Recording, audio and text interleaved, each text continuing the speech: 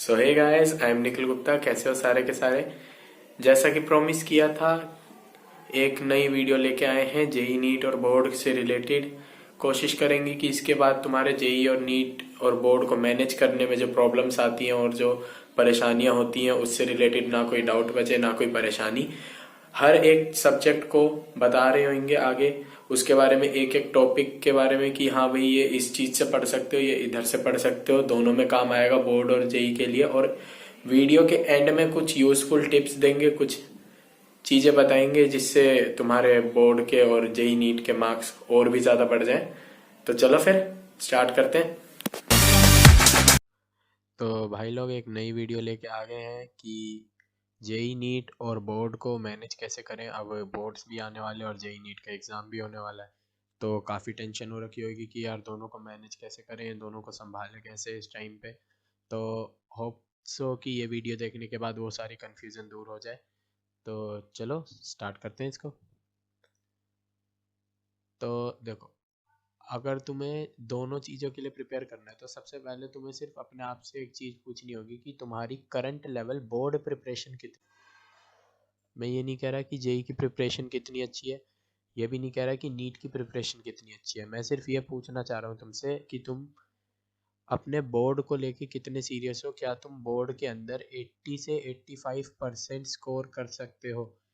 हाँ ठीक है, जो पासिंग क्राइटेरिया वो 75% है, लेकिन अगर तुम अभी अपने आप से ये एक्सपेक्ट कर रहे हो कि तुम 80 से 85% स्कोर कर सकते हो, तो ये वीडियो देखने के बाद पक्का तुम 90% के आसपास स्कोर करोगे।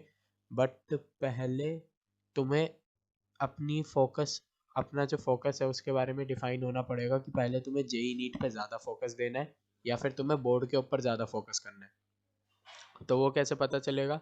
तुम अपने आप से पूछो, क्या तुम अभी अपनी करंट लेवल बोर्ड प्रिपरेशंस के थ्रू 80 टू 85% स्कोर कर सकते हो बोर्ड में या नहीं?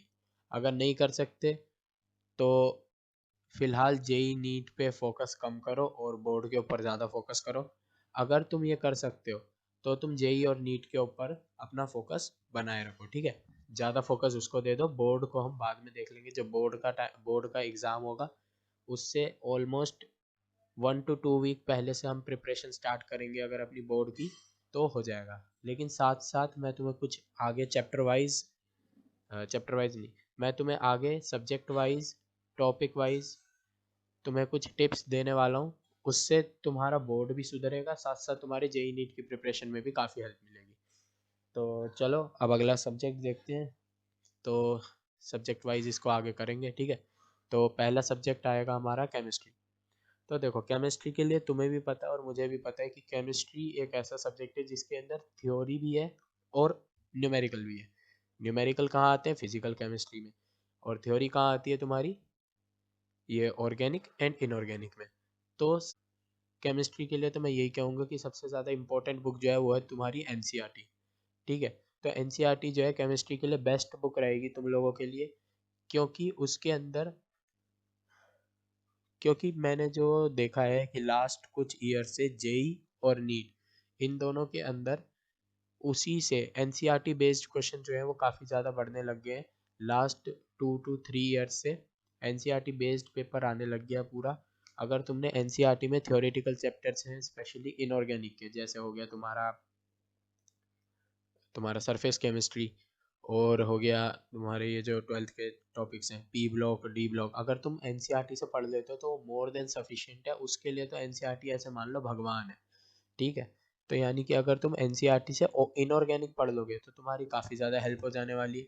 उसके साथ साथ ऑर्गेनिक की जो नेम्ड रिएक्शन है जितनी भी, और जो हेलो एल्केन्स या फिर इन सब चैप्टर्स के अंदर जितनी भी रिएक्शन दे रखी है उनसे भी डायरेक्ट क्वेश्चन आ जाता है। अगर कोई ज़्यादा तगड़ा क्वेश्चन आता है तो वो जेई और नीट में थोड़ा कम आता है, लेकिन नेम्ड रिएक्शन से डायरेक्ट क्वेश्चन आने के बहुत ज़्यादा चांसेस होते हैं। तो वो तुम्हें अच्छे से देख के जानी है नेम्ड रिएक्शंस जितनी भी हैं। तो उसके लिए भी एनसीईआरटी जो है वो बेस्ट बुक है, उसको फॉलो करना। सारी नेम्ड रिएक्शन को एक एक बार लिख के देख लेना, बोर्ड के लिए भी हेल्प देगा और साथ साथ कॉम्पिटिटिव एग्जाम्स के लिए भी तुम्हारी हेल्प करेगा। नेम्ड रिएक्शन से डायरेक्ट क्वेश्चन आने के बहुत ज़्यादा चांसेस होते हैं, तो वो तुम्हें अच्छे से देख के जानी है नेम्ड रिएक्शंस जितनी भी हैं। तो उसके लिए भी एनसीईआरटी जो है वो बेस्ट बुक है, उसको फॉलो करना। सारी नेम्ड रिएक्शन को एक एक बार लिख के देख लेना, बोर्ड के लिए भी हेल्प देगा और साथ साथ कॉम्पिटिटिव एग्जाम्स के लिए भी तुम्हारी हेल्प करेगा। और जो थर्ड चीज़ है दो, जो तुम कहते हो कि फिजिकल केमिस्ट्री कहाँ से करें, तो फिजिकल केमिस्ट्री के लिए देखो काफ़ी सारी बुक्स आती हैं। अगर तुम्हारे पास टाइम ज़्यादा होता तो मैं तुम्हें सजेस्ट करता कि नरेंद्र अवस्थी कर लो, बट फिलहाल जो है 2 से 3 महीने बचे हैं। तो अगर तुम्हें फिजिकल केमिस्ट्री पे अभी 2 से 3 महीने में अपनी पकड़ बनानी है तो सबसे पहले तो एनसीईआरटी के सोल्ड एग्जाम्पल्स कर डालो। एनसीईआरटी के सोल्ड एग्जाम्पल्स कर लोगे तो एनसीईआरटी के सोल्ड एग्जाम्पल्स करने के बाद एनसीईआरटी की बैक एक्सरसाइज कर लो, क्योंकि लास्ट कुछ ईयर्स से एनसीईआरटी बेस्ड क्वेश्चन ज़्यादा आने लगे हैं, एनसीईआरटी के एग्जाम्पल्स डायरेक्ट उठ के आ जाते हैं। और जो केमिकल काइनेटिक्स एक चैप्टर है तुम्हारा, उसके अंदर तो डायरेक्ट एनसीईआरटी से ही क्वेश्चन आ जाते हैं, एनसीईआरटी के जो एग्जाम्पल्स वगैरह हैं जो रेडियो एक्टिविटी से थोड़े थोड़े रिलेटेड है, उसके अंदर तो डायरेक्ट तुम्हारे केमिकल काइनेटिक्स से ही क्वेश्चंस आ जाते हैं। तो फिर एनसीईआरटी इस केस में केमिस्ट्री के लिए काफ़ी ज़्यादा इंपॉर्टेंट है। और साथ साथ केमिस्ट्री इन एवरीडे लाइफ और बायोमोलिक्यूल्स और पॉलीमर्स जैसे जो चैप्टर हैं, इनसे बोर्ड के अंदर क्वेश्चन तो आता ही है, साथ साथ लास्ट कुछ ईयर से जेई और नीट में भी इनसे क्वेश्चन डायरेक्ट आने लग गए हैं। तो ये एनसीईआरटी से पढ़ना मस्ट है, इनको पढ़ के जाना, छोड़ के मत जाना कि भाई ये तो थ्योरी चैप्टर है इससे क्या ही क्वेश्चन आएगा, क्योंकि स्कूल टीचर्स भी ज़्यादा इस पे ध्यान नहीं देते हैं। वो सोचते हैं थ्योरी है बच्चा पढ़ के चला जाएगा, और तुम सोचते हो कि स्कूल टीचर ने नहीं पढ़ाया तो हम क्या करें पढ़ के। तो ऐसा नहीं है, पढ़ के जाना, ठीक है। काफ़ी ज़्यादा इंपॉर्टेंट चैप्टर है biomolecule chemistry in everyday life, polymer, ये सब। तो नेक्स्ट देखते हैं। नेक्स्ट देखो अब इंग्लिश। अब इंग्लिश के अंदर तो देखो, अगर क्योंकि जेई और नीट में तो इंग्लिश आएगी नहीं, इंग्लिश आएगी तो फिर आएगी कहाँ पे, तुम्हारे बोर्ड्स के अंदर टीचर होंगे, उन्होंने जो तुम्हें पढ़ाया है उसको वो मतलब उनकी जो कॉपी है उसको काफ़ी ध्यान से एकदम से पढ़ के जाना अच्छे से, क्योंकि उससे क्वेश्चन आने के काफ़ी ज़्यादा चांसेस होते हैं, क्योंकि उनको हमसे काफ़ी ज़्यादा एक्सपीरियंस है इस फील्ड में। मैं हमेशा कहता हूँ कि स्कूल टीचर्स की बात फॉर बोर्ड काफ़ी ज़्यादा सुननी चाहिए, वो जो इम्पोर्टेंट बोले कि हाँ भाई ये इम्पोर्टेंट है तो वो इम्पोर्टेंट होता है रियली, तो तुम उनके बात पे ध्यान देना। सेकंड थिंग जो मैं कहना चाहूँगा कि तुम अपने राइटिंग सेक्शन अगर तुम्हारा थोड़ा वीक है तो राइटिंग सेक्शन में कोशिश करना कि स्पेलिंग एरर्स ना हो, क्योंकि मान लो अगर तुम्हारा किसी एक वर्ड में स्पेलिंग एरर हो जाता है तो वहाँ पे 0.5 नंबर काट लेते हैं वो लोग। 0.5 अगर दो में हो गया तो 1 नंबर काट लेंगे। बताओ फिर ऐसे तो दिक्कत हो जाएगी ना। तो स्पेलिंग एरर्स ना हो इस चीज़ की कोशिश करना। और पेपर से पहले कुछ नए वर्ड्स यूज़ कर, नए वर्ड्स के मीनिंग वगैरह सर्च करके चले जाना, जिससे तुम्हें काफ़ी ज़्यादा हेल्प हो, नए और थोड़े से ट्रिकी। जैसे अगर तुम्हें कहने की ये चीज़ बहुत अच्छी है तो तुम कह सकते हो कि it is at the paramount of this, instead of कि it is at the top of this, उसकी जगह पैरामाउंट वर्ड यूज़ कर सकते हो, पीक यूज़ कर सकते हो। तो ऐसे ट्रिकी वर्ड्स यूज़ करोगे तो काफ़ी ज़्यादा हेल्प हो जाएगी तुम्हारी, ठीक है। देन थर्ड थिंग जो है वो है कि तुम हफ्ते में एक बार एटलीस्ट एक राइटिंग का क्वेश्चन अभी से करना स्टार्ट कर दो, पेपर तक तुम्हारा राइटिंग सेक्शन पूरा सुधर जाएगा, ठीक है। अगर तुम्हें इस सब चीज़ में प्रॉब्लम आ रही है कि भाई नए वर्ड्स कहाँ से ढूंढें, या फिर राइटिंग सेक्शन में तुम्हारे प्रॉब्लम आती है, तो तुम अपने स्कूल टीचर के पास जाओ, उनसे बोलो और वो तुम्हारी हेल्प कर देंगे इस बारे में कि ये कि बेटा इस बुक से क्वेश्चंस लगाना चालू कर दे, इस बुक से जो सॉल्व एग्जांपल्स हैं उन्हें देख ले, तेरी हेल्प हो जाएगी। तो वो ऐसे बता देंगे, तुम उनसे पूछ लेना कि सर कौन सी बुक से सॉल्व एग्जांपल्स देख लूँ या क्या कर लूँ, वो बता देंगे सर या मैम जो भी। तो चलो अब नेक्स्ट सब्जेक्ट देखते हैं। होप सो इंग्लिश के डाउट्स तुम्हारे क्लियर हो गए होंगे। अगर किसी चीज़ में फिर भी तुम्हारे डाउट रह रहे हैं तो प्लीज़ बता देना, और कमेंट के अंदर लिख देना, मैं पूरी कोशिश करूँगा तुम्हें बताने के लिए। टेलीग्राम ग्रुप ज्वाइन कर लेना, इंस्टाग्राम पे फॉलो कर देना, वीडियो को लाइक कर देना। तो चलो अब आगे देखते हैं। अब देखो मैथमेटिक्स, मैथमेटिक्स में काफ़ी ज़्यादा बच्चों को प्रॉब्लम आती है ट्वेल्थ के अंदर एक्चुअली, क्योंकि उनकी 11th और 10th की जो मैथमेटिक्स है वो वीक रह जाती है, 10th और 11th की मैथमेटिक्स वीक रह जाती है। तो मैथमेटिक्स से ऐसा कुछ डरने वाला नहीं है। अगर तुम बोर्ड के लिए प्रिपेयर कर रहे हो तो ये स्ट्रिक्ट है कि तुम एनसीईआरटी को सोल्व करो, एनसीईआरटी के एक एक एग्जाम्पल को सोल्व करके जाओ, अपने टीचर से एनसीईआरटी में मार्क करवा लो कि सर कौन से क्वेश्चंस इंपॉर्टेंट है या मैम कौन से क्वेश्चंस इंपॉर्टेंट है, वो तुम्हें पक्का हेल्प करेंगे इस बारे में, और वो तुम्हें कुछ क्वेश्चंस मार्क करके दे देंगे, तो वो तुम्हारी हेल्प काफ़ी ज़्यादा हो जाएगी उस बारे में, ठीक है। और एनसीईआरटी करना बहुत ही ज़्यादा मस्ट है। और अगर कोई एक जेई एस्पिरेंट है यहाँ पे, तो वो सिंगे सीरीज़ को टाइम दे सकता है, सिंगे सीरीज़ यूज़ कर सकता है मैथमेटिक्स की जो आती है, बट सिर्फ और सिर्फ तभी अगर तुम्हारे पास सफिशिएंट टाइम है। अगर वो भी नहीं है तो आर डी शर्मा आती है एक ऑब्जेक्टिव वाली, तुम उसको यूज़ कर सकते हो। ठीक है, मैं इसको यहाँ पे अपडेट कर दूंगा पीपीटी को, आर डी शर्मा यूज़ कर सकते हो। अच्छा, ये पीपीटी भी तुमको मिल जाएगी डिस्क्रिप्शन बॉक्स में, लिंक दे दूंगा इसका। ठीक है, वहाँ से जाके डाउनलोड कर लेना, पीडीएफ फॉर्म में दे दूंगा। देन जो थर्ड थिंग है वो ये है कि तो इंटीग्रेशन चैप्टर जो दे रखा है एनसीईआरटी के अंदर वो काफ़ी ज़्यादा अच्छा दे रखा है, तुम उसको एनसीईआरटी से करना मत भूलना। उसके डेफिनेट इंटीग्रेशन के जो एग्जांपल्स हैं वो काफ़ी ज़्यादा इंपॉर्टेंट हो जाते हैं, उनके रिजल्ट डायरेक्ट याद करके जाना, तुम्हारे जेई में काफ़ी ज़्यादा हेल्प करेंगे। तो चलो नेक्स्ट देखते हैं अब। तो अब आ गया बायोलॉजी। देखो वैसे तो मैं बायो का स्टूडेंट नहीं हूँ, तो मेरे पास बायोलॉजी नहीं थी, तो मेरे को ज़्यादा कुछ पता नहीं, बट मैंने अपने कुछ फ्रेंड से बात करी जिनके बायो में काफ़ी अच्छे नंबर आए हैं, तो उन्होंने मेरे को यही रिकमेंड किया कि तुम बायोलॉजी के लिए तो एनसीईआरटी को भगवान मानो, एनसीईआरटी को बाइबल मान के बस एनसीईआरटी पढ़ते हुए चले जाओ। और अगर तुम्हें कुछ क्वेश्चंस करने हैं तो तुम प्रीवियस ईयर पेपर्स को एक लुक दे सकते हो, प्रीवियस ईयर पेपर्स वहाँ पे तुम्हारी हेल्प करेंगे अगर तुम्हें क्वेश्चन प्रैक्टिस करने हैं तो एनसीईआरटी जो है वो बेस्ट बुक है तुम्हारे नीट के लिए भी और बोर्ड के लिए भी। मेरे को तो यही पता चला, बाकी अगर तुम्हें कुछ और पता हो तो कमेंट बॉक्स में डाल देना, अगर कुछ हेल्पफुल लगेगा तो तुम्हारा कमेंट पिन कर दूंगा। तो देखो अब फिजिक्स में भी काफ़ी बच्चों को प्रॉब्लम आती है, क्योंकि यहाँ पे जो है न्यूमेरिकल पोर्शन आ जाता है, जहाँ न्यूमेरिकल पोर्शन जहाँ मैथ्स आ जाती है वहीं पे थोड़ी थोड़ी प्रॉब्लम आने लग जाती है। तो देखो बोर्ड के अंदर तो फिजिक्स में नंबर स्कोर करना काफ़ी ज़्यादा इजी होता है फिजिक्स के अंदर। फॉर एग्जांपल अगर 70 नंबर का पेपर बोले तो उसके अंदर 30 नंबर का जो पेपर है वो डेरिवेशन और प्रूफ से ही भरा हुआ होता है। ऑलमोस्ट 30 to 40 नंबर का जो पेपर है वो डेरिवेशन और प्रूफ से ही भरा हुआ है। तो डेरिवेशन और प्रूफ जो होते हैं किसी फॉर्मूले वगैरह के, वो यहाँ पे काफ़ी ज़्यादा इंपॉर्टेंट रोल प्ले करते हैं किसी भी बच्चे के नंबर को बढ़ाने के लिए। तो 30 to 40 नंबर तो वहाँ से आ गए। उसके बाद कुछ होते हैं जो हमारे लास्ट के चैप्टर्स हैं, एटम, डुअल नेचर, इनसे आ जाते हैं न्यूमेरिकल, और इनके न्यूमेरिकल फार्मूला बेस्ड होते हैं तो वहाँ से भी नंबर आ जाते हैं। ऑलमोस्ट मान लो 50 to 55 नंबर आ गए। देन जो 15 नंबर का जो पेपर है वो थोड़ा सा टफ होता है, वहाँ पे थोड़ा सा टफ नहीं कहेंगे उसे, मॉडरेट लेवल कहेंगे। वहाँ पे तुम्हें कुछ मैग्नेटिज्म इन सब से रिलेटेड कुछ क्वेश्चंस देखने को मिल सकते हैं। ठीक है, और नीट एस्पिरेंट्स के लिए जो है एनसीईआरटी एग्जाम्पलर जो है वो उसको भी प्रेफर कर सकते हैं। और जेई एस्पिरेंट को तो पता ही होगा, H C Verma is the best book, तो एच सी वर्मा को फॉलो कर लेना अच्छे से, तो नंबर आ जाएंगे बढ़िया बढ़िया।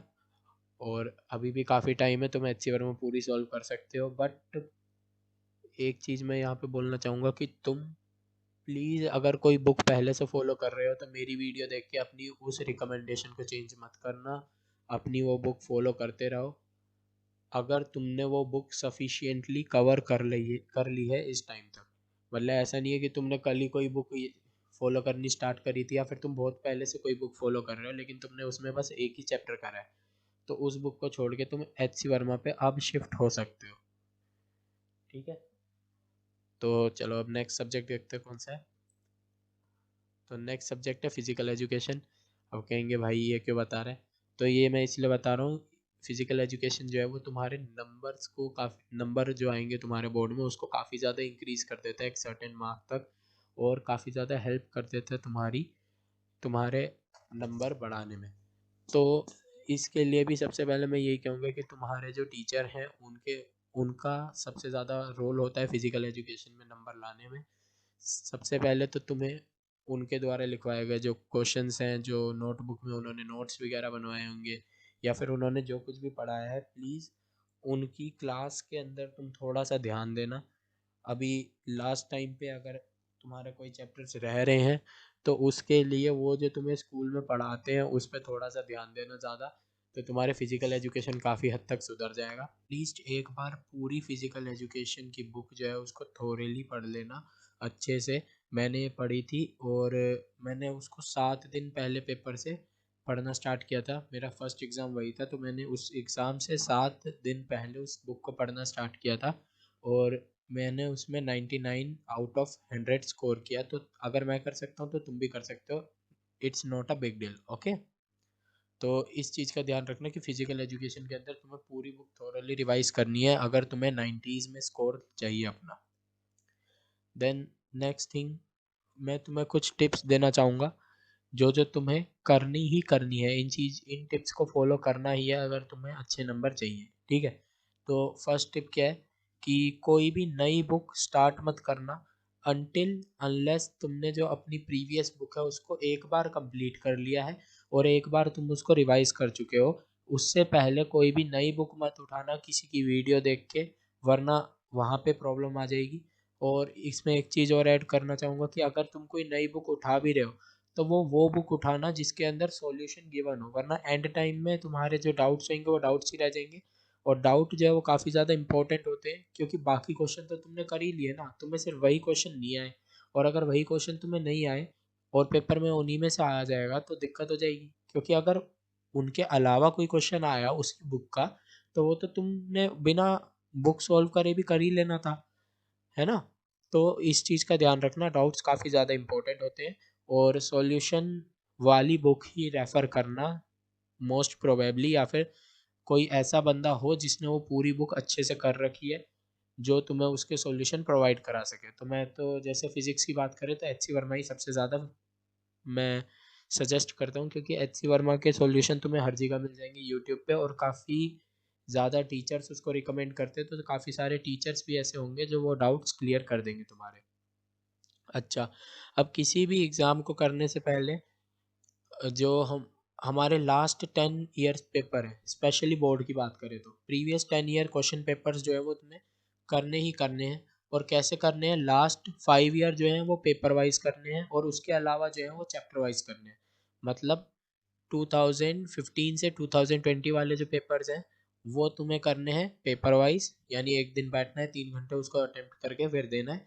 और जो बाकी हैं इससे पहले वाले वो तुम्हें करने हैं चैप्टर वाइज। ऐसा भी कर सकते हो कि 7 जो है वो चैप्टर वाइज कर लो और आने वाले जो लास्ट 3 है उन्हें तुम पेपर वाइज अटेम्प्ट कर लो।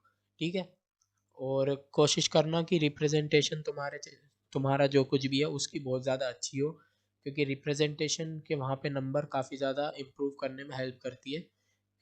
ऐसा क्यों कह रहा हूँ, क्योंकि जब तुम अच्छी तरीके से अपने थॉट्स को रिप्रेजेंट कर पाओगे तो तुम वहाँ पे काफ़ी अच्छे नंबर ला सकते हो। मतलब जैसे किसी टीचर ने कोई पैराग्राफ पढ़ना है और वहीं पे उसको कुछ बुलेट पॉइंट्स मिल जाए तो वो बुलेट पॉइंट को प्रेफर करेगा, क्योंकि वो पॉइंट जो है वो जल्दी जल्दी पढ़ लेगा और वहाँ पे ज़्यादा नंबर ऑफ शीट्स वो आराम से सॉल्व कर सकता है। तो हो सकता है कि वो पैराग्राफ ऊपर ऊपर से पढ़े और तुम्हारे जो मेन पॉइंट है वो ना पढ़े, उसका ध्यान ना जाए और वहाँ तुम्हारे नंबर कट जाए। ठीक है, देन थर्ड थिंग जो है वो ये है कि तुम बोर्ड एग्ज़ाम के लिए कोशिश करना, अगर तुम सीरियस हो अपनी प्रिपरेशन में जेई और नीट के लिए और तुम्हारा बोर्ड की भी अच्छी खासी प्रिपरेशन है, तो जो बोर्ड के दौरान जो तुम्हारी टाइम मिलेगा, मतलब बोर्ड लगभग 20 से 25 दिन चलते हैं, तो वो जो टाइम है वो सिर्फ तुम अपने बोर्ड एग्ज़ाम को दो। ये प्रेफर करना, मतलब जेई और नीट को थोड़ी देर के लिए साइड में रख देना, उसकी जगह बोर्ड वाले टॉपिक्स के ऊपर ज़्यादा ध्यान देना। ठीक है, तो वहाँ पे बोर्ड के नंबर मैटर करेंगे। क्यों, और बोर्ड के नंबर की इंपॉर्टेंस मैंने तुम्हें पहले ही बता दी थी, यहाँ पे कहीं आई बटन में आ जाएगा, इसी यहीं पे आसपास कहीं, तो देख लेना उसको। ठीक है, तो इस चीज़ का ध्यान रखना। देन अगली चीज़ क्या है कि जेई मेंस के last 2 year paper shift wise solve कर लेना। लास्ट 2 ईयर का क्या मतलब है, 2019 वाले और 2020 वाले। क्यों भैया, ये तो बहुत कम पेपर होंगे, ऐसा नहीं है। देखो, हर साल दो दो बार पेपर हुआ है और दो दो बार पेपर में लगभग लगभग नहीं तो 4 से 5, 5 से 6 शिफ्ट हैं और हर शिफ्ट में 2 पेपर हैं। तो ऑलमोस्ट तुम्हारे पास 40 टू 45 पेपर्स जो हैं वो हो जाएंगे, तो काफ़ी पेपर हैं और लास्ट 2 ईयर्स सबसे ज़्यादा इंपॉर्टेंट भी है एक तरह से। वो तुम्हें एग्ज़ाम पैटर्न समझने में और एग्ज़ाम की डिफ़िकल्टी लेवल समझने में काफ़ी हेल्प करेंगे। देन नेक्स्ट थिंग, अगर तुम जेई एडवांस के एस्पिरेंट हो तो जेई एडवांस के एस्पिरेंट के लिए मैं प्रेफर करूँगा 2013 के बाद वाले पेपर्स हैं वो सॉल्व करें। क्यों? क्योंकि 2013 में जो है हमारा पेपर पैटर्न बदल गया था, और उसके बाद से लेकर अभी तक जो है पेपर पैटर्न लगभग कांस्टेंट है। थोड़े बहुत बदलाव हर साल एडवांस में होते हैं, कुछ नई नई चीज़ें देखने को मिलती हैं, तो उस चीज़ का ध्यान रखना। ठीक है, तो 2013 से 2020 वाले पेपर्स कर लेना जेई एडवांस के, काफ़ी रहेंगे, काफ़ी चीज़ें मिलेंगी तुम्हें उसके अंदर। देन जो लास्ट थिंग है वो है नीट के लिए। तो नीट के लिए वैसे तो मेरे को ज़्यादा पता नहीं, बट मैंने अपने कुछ फ्रेंड्स से पूछा था, तो उन्होंने मेरे को बोला कि लास्ट 10 ईयर क्वेश्चन पेपर्स कर लो, वो काफ़ी इनफ है, मतलब काफ़ी ज़्यादा सफिशिएंट है। ठीक है, तो चलो अब that's all for today. Thank you. ये टेलीग्राम चैनल का लिंक दे रखा है नीचे, डिस्क्रिप्शन में भी लिंक है, इंस्टाग्राम पे फॉलो कर देना। और बस ठीक है, तो ख़त्म करते हैं सेशन को। चलो फिर, ऑल द बेस्ट, लगे रहो, फोड़ डालो।